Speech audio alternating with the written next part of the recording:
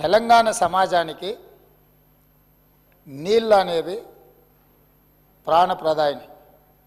ముఖ్యంగా దక్షిణ తెలంగాణ మహబూబ్ నగర్, రంగారెడ్డి, నల్గొండ, ఖమ్మం జిల్లా వరకు కృష్ణానది జలాల మీదనే ఆధారపడి జీవితాలు కొనసాగిస్తున్నాము.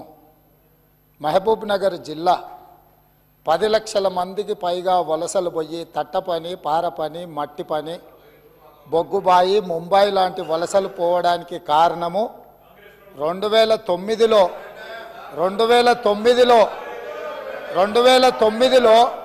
ఒక వ్యక్తి కరీంనగర్ జిల్లా ప్రజలు తరుముతే అక్కడి నుంచి పారిపోయి పాలమూరు జిల్లాకు వలస వస్తే అయ్యో పాపం వలస వచ్చిండని చెప్పి ఆదరించి ఎంపీగా గెలిపిస్తే పోయి అదే పత్తాటు పోయిండు.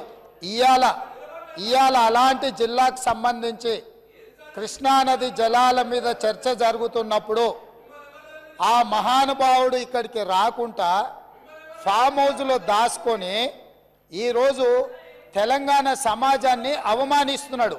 ఇంతకంటే కీలకమైన అంశం ఈ తెలంగాణ సమాజంలో ఏమైనా ఉందా అధ్యక్ష? మీరు చెప్పండి. మీరు కూడా వికారాబాద్ జిల్లా కరువు ప్రాంతం నుంచి వచ్చిండ్రు కదా. ఇంత కీలకమైన చర్చ జరుగుతున్నప్పుడు తెలంగాణ సమాజానికి వాస్తవాలు చెప్పాల్సిన, వినిపించాల్సిన అవసరం వచ్చినప్పుడు ఈ సభ మొత్తం మా సాగునీటి పారుదల శాఖ మంత్రి గారు ప్రాజెక్టులను కేంద్ర ప్రభుత్వానికి ఒప్పజెప్పేదే లేదు, కృష్ణానది జలాలలో పరివాహక ప్రాంతం ప్రకారం 68% వాటా నీళ్లు తెలంగాణకి ఇవ్వాలని ఒక ప్రత్యేక రెజల్యూషన్ మూవ్ చేసినప్పుడు హుందాగా ప్రధాన ప్రతిపక్ష నాయకుడు వచ్చి ఇక్కడ కూర్చొని ఈ తీర్మానానికి మద్దతు పలికి తెలంగాణ సమాజమంతా తెలంగాణ హక్కుల మీద, తెలంగాణ నీళ్ల మీద ఒకే మాట మీద నిలబడ్డమని ఆంధ్రప్రదేశ్ నుంచి కేంద్ర ప్రభుత్వం వరకు ఒక సందేశాన్ని పంపాల్సిన సందర్భంలో సభకు రాకుండా ఫామ్ హౌస్లో దాచుకొని ప్రజలని తప్పుదోవ పట్టించడానికి వారిని పంపించి వారు పచ్చి అబద్ధాలు మాట్లాడుతున్నారు.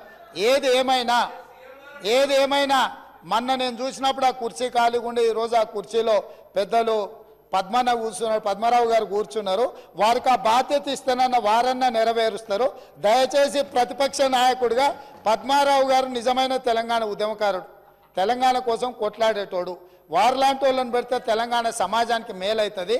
నేను ఒకటే చెప్పదలుచుకున్నా, ఈరోజు ఉత్తమ్ కుమార్ రెడ్డి గారు సభలో ప్రవేశపెట్టిన ఈ ప్రాజెక్టులను అప్పజెప్పేది లేదు అనేది మొదటి అంశము. పరివాహక ప్రాంతం ప్రకారం 68% నీళ్లు అంటే 551 టీఎంసీల నీళ్లు తెలంగాణకు రావాలి అని వారు తీర్మానం ప్రవేశపెట్టినరు. దానికి అనుకూలమా వ్యతిరేకమా మొదట ఆ విషయంలో స్పష్టత ఇచ్చిన తర్వాత మిగతా ఏ విషయాలైనా మాట్లాడమనుండ్రి. అంతే తప్ప ఇవాళ వాళ్ళ మాటల వల్ల, వాళ్ళ చర్యల వల్ల శత్రువులకు బలం చేకూరుతుంది. శత్రువులకు దొంగలకు సద్దిమూటం మోసే విధానం మంచిది కాదు. ఇప్పటికైనా దొంగ బుద్ధి మార్చుకొని తెలంగాణ బుద్ధి తెచ్చుకోవాలిగా అని చెప్పి నేను వారికి విజ్ఞప్తి చేస్తున్నా.